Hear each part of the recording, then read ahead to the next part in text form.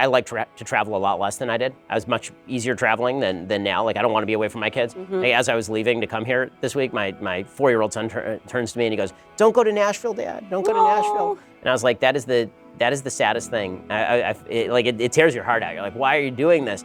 I did inform him. He's like, how am I gonna know when you're back? It's like, well, because I was coming back late at night. I'm coming back late at night. And he says, how do I know then you're gonna be back? I said, I'm gonna come in your room. I'm gonna take pants out of your drum and put them on your head.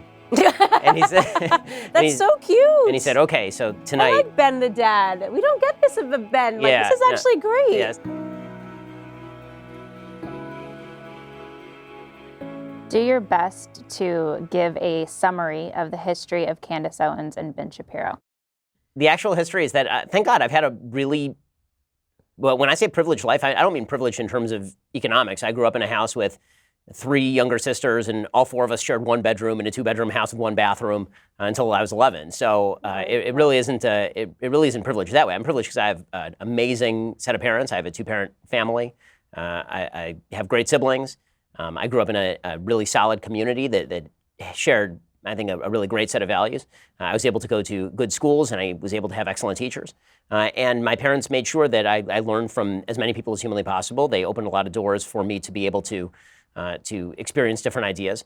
And because of that, and because I tend to be pretty hungry for knowledge, I spent an enormous amount of time outside, in and outside of school, reading, educating myself, becoming good at what it is that I do. And I spent a lot of years perfecting that. I mean, I've been writing syndicated columns since I was 17 years old. I'm now 37 years old. So I've been doing this for 20 years. And you try enough things and you fail at enough things, and eventually you get good at things. And I think that's the story of this company. I think that's the story of sort of my career. I think the most important thing about me personally is that I happen to be a fantastic father and a fantastic husband. Those are the 2 most important things about me, and I say that with all due humility. But I actually am really, like, of the things in my life that I'm good at, I am the best at being a father, and I'm the best at being a husband. I'm excellent at it. I take great pride in that. I love that, because I think family is the most important thing. Like, it really is. Like, none of it means anything if you don't have your family, if you don't have your family in order, if you don't have your house in order. And I think that that's kind of one of the things that we really get right as conservatives, and the left really gets wrong with them trying to strip down the family, because it all starts from there. If that's not right, nothing in your life can really be right. I guess my story is very obvious. I guess very opposite, in that I came from nothing. I had a very disruptive household growing up, but I was very fortunate to have my grandparents. And when they saw what we were living in, which was, a roach-infested apartment. Me and my 2 sisters shared a bedroom. My grandfather just said, I don't want my grandbabies to grow up like that, because I worked too hard for them to grow up like that. He grew up on a sharecropping farm, grew up in the segregated South. Never, ever heard from his mouth growing up in his household. I moved into his house when I was 9. He's never uttered one bad sentence about a white person. And so it was sort of that quiet knowledge. He never, ever said anything against white people. And I think just being able to sit around the breakfast table with him every morning. He was, all about reading the Bible. We had prayers. We had to study from the Bible every single morning as he'd make us this big Southern breakfast. Like, that is what shaped Candace Owens. That is the Candace Owens story. And it was happening subliminally. I mean, it never meant politics to me. I just knew my parents got something wrong. My grandparents got something right. And that's ironic, because we're supposed to believe that the way my grandfather suffered is why we're dealing with all of this stuff now. My father obviously grew up in a later time, and yet he got something wrong, and my grandfather got something right growing up in the 40s. Married at 17, never, divorced my grandmother, stayed with her until her dying day in 2013. So, my story is my grandfather's story, and I think my perspective of the world is informed by how could I, as a Black American, complain when my grandfather never did, and his first job was when he was 5, laying tobacco out to dry on a sharecropping farm. I'm insulted by Black Americans that complain today. I'm genuinely insulted by it. I think we do our ancestors the greatest disservice, the ones who worked hard so that we could have these opportunities to walk into any room and to not say, look, me, I'm a Black person, and so I deserve this. So the people that worked, didn't live through a day of strife are the ones with all the complaints. And my granddad was just sort of a no-nonsense, you're going to work every day kind of guy. And he still remains the greatest blessing and the biggest influence in my life. Out of the 2 of you, which one trends on Twitter more often? I think I trend more violently, if that makes any more sense. I kind of think that's true. Yeah. I kind of think that's true. Although right now it seems like there is this sort of ping pong effect where you trend and then I defend you and I trend, Right. or vice versa. Or vice versa, yeah. So it's good. We've created a sort of Twitter dynamic here. Right, but I think if you went back, he's probably trended more, but when I trend, it will last for 72 hours. I think that's right. Yeah. When you guys find out that you're trending, what is the process from there? Do you stop and look at everything, or are you just a normal part of your day? Always late. We both always find out like 12 hours after the trend has started. Yeah, so I tend to trend disproportionately on Sabbath, so I don't find out until after Sabbath is over. I'm like, wow, I had a good day, so I don't really care. But it used to bother me. Like 2-3 years ago, it used to bother me. And I actually did remove Twitter from my phone. So I don't actually have Twitter on my phone specifically because I don't want to know. And I figure I have enough people who work at this company that if something is really bad, they'll let me know. And it's never anything bad. It's always something dumb that Media Matters took out of context and that makes perfect sense in context. And it trends for no reason. Right, exactly. I feel the same way. I feel like it's usually something really stupid, and when I look at it, I'm like, what am I even trending over? And as of recently, it's been extra stupid because it's surrounding Cardi B. When was the first time that you both heard about the other? I knew about Ben. I know the first time I started watching his videos, when I started working for Turning Point USA, when Charlie Kirk first reached out to me and wanted me to work for Turning Point, he said, every single day you need to train to debate because they will try to kill you before you can even become big. And he gave me a video of Ben Shapiro on stage with Black Lives Matter. And it's an epic video, by the way. Oh, thank you. It's like one of the best videos. It's an older one, yeah. He's like completely by himself, and there's like 3 woke Black Lives Matter activists, and he shuts the entire room up, including them, by asking them, just about their entire ideology. I mean, I can't even do it. Like, I would do it complete. I'd like to see if he could do it on the spot because it's pretty amazing.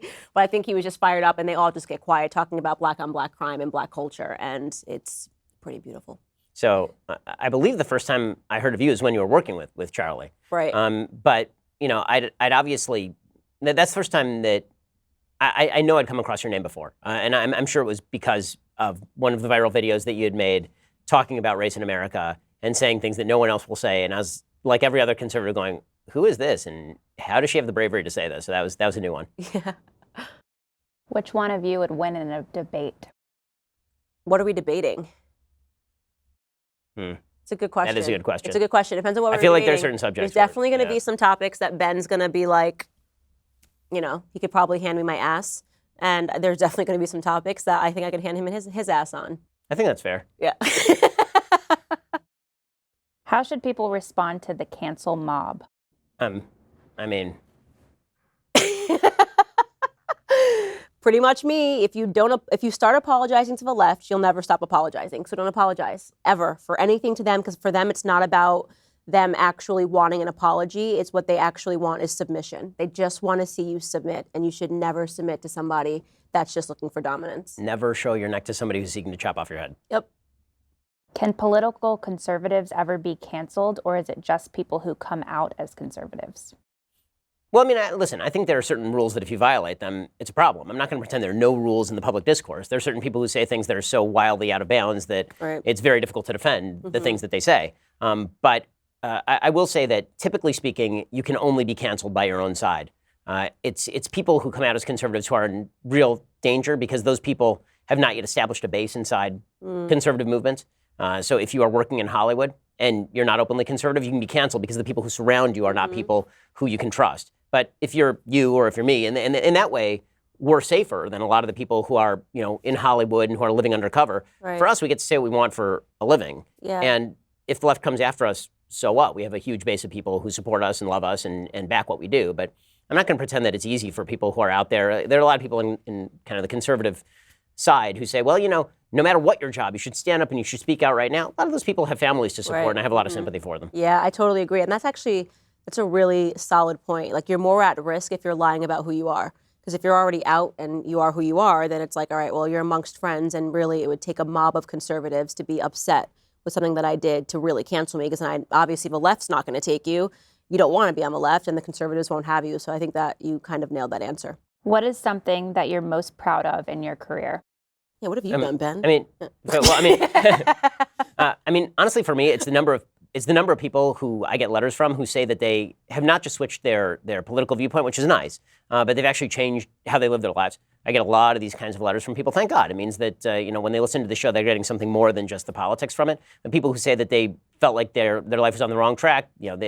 I've gotten letters from women who've said that they've not had abortions because they've listened to the show, Wow. or men who've said that they've were thinking about breaking up with a girlfriend who was pregnant. Instead, they got together and they got married and he got a job. I've got a lot of those kind of letters. People who have decided that they were going to get a job. And I got one letter from a guy who said that when he started listening to the show, he was homeless, and then he decided he was going to somehow enroll himself in college and go to law school. He ended up, I believe, at Harvard Law School, according to him. Those kind of stories are pretty amazing. And it does show you that politics has outsized influence, especially when you're discussing things that aren't just politics, but deeper values underlying politics. Yeah.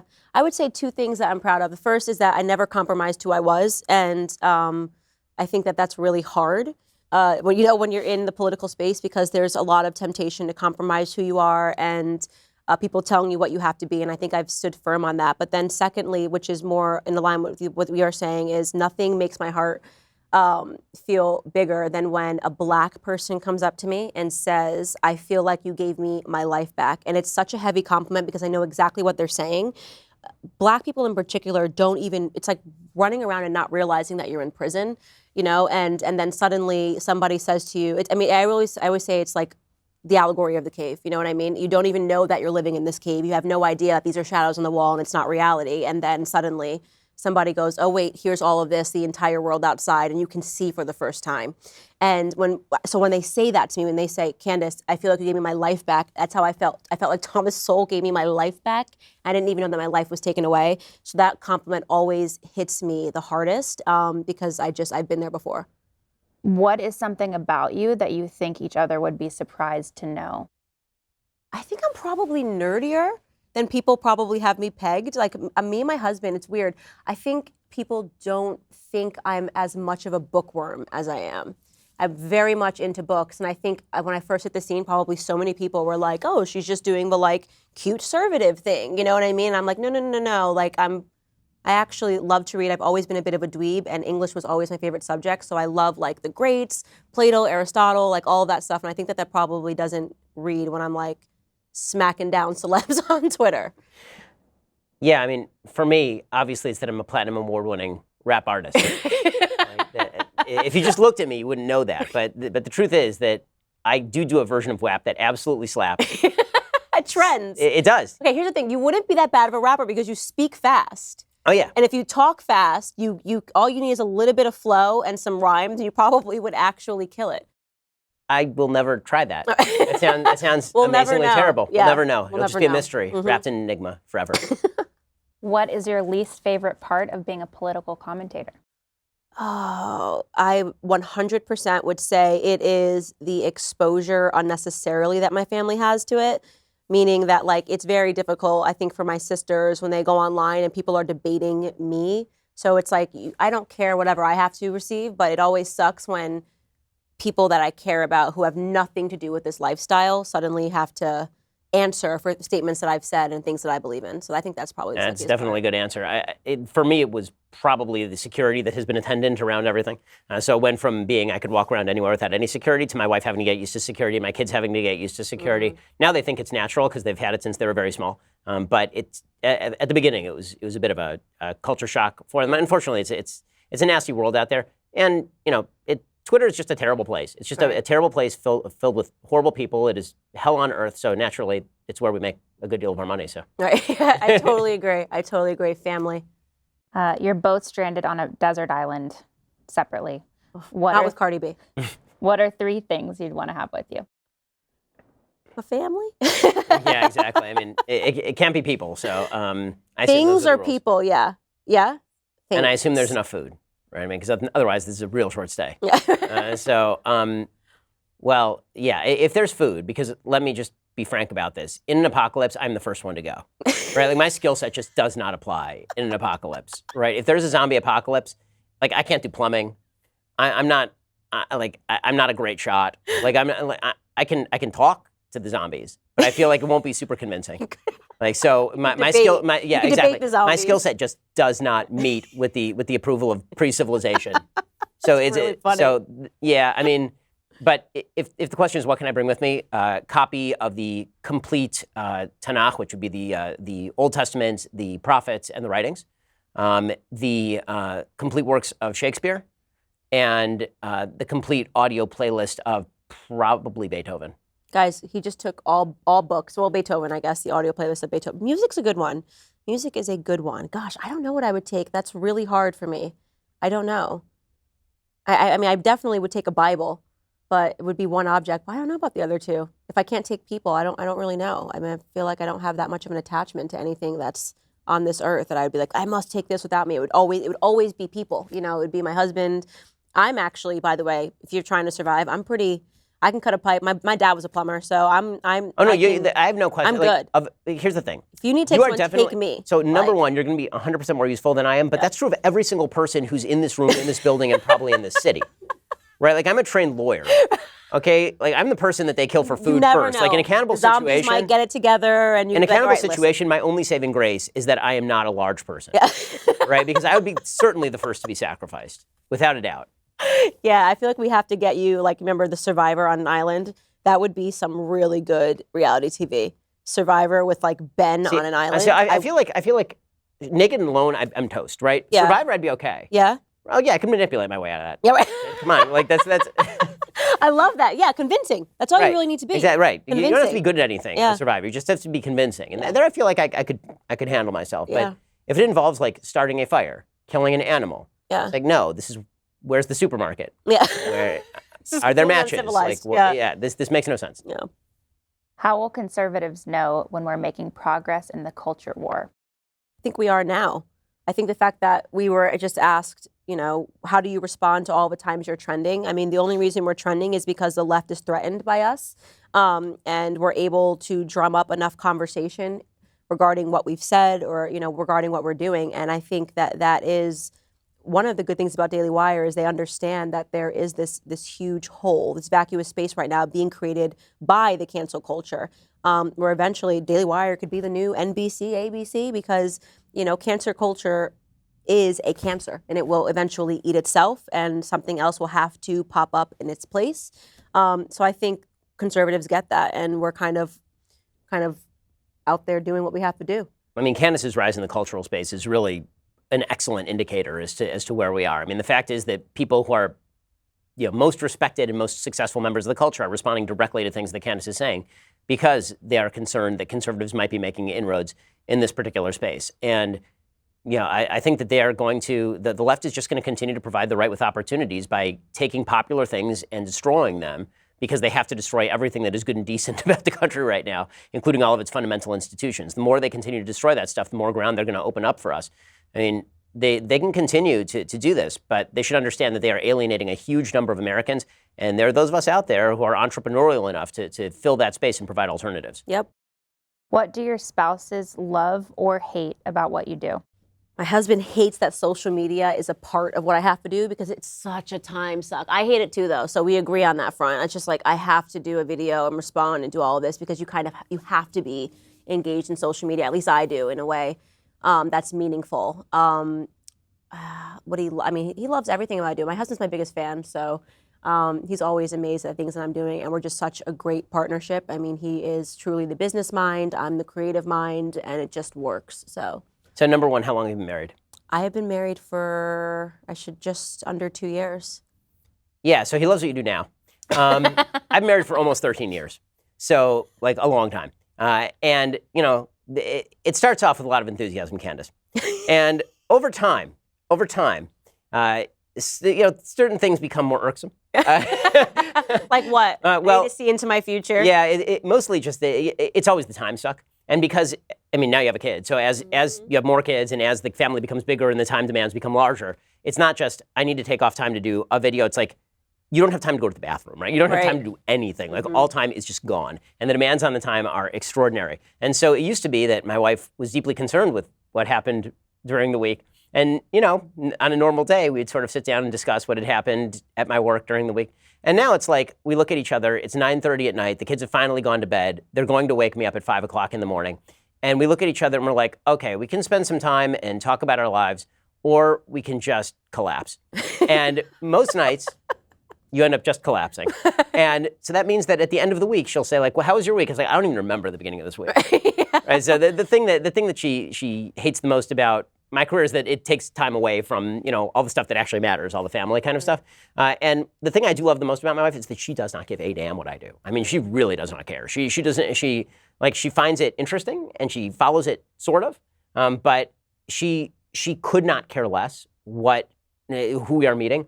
Like, we've met every important politician in the country. She does not care. Right. We've met a bunch of celebrities. She does not care. Right. It's so charming. It's so wonderful. Yeah. I have so many great stories of her meeting people who are extremely famous and having no clue who they are. And it's one of the most charming things about her. It's also how I know that she loves me for me. Number one, because anyone who marries me would have to love me for me because there really is nothing else to offer. But beyond that, we met when she was 20 and I was 23.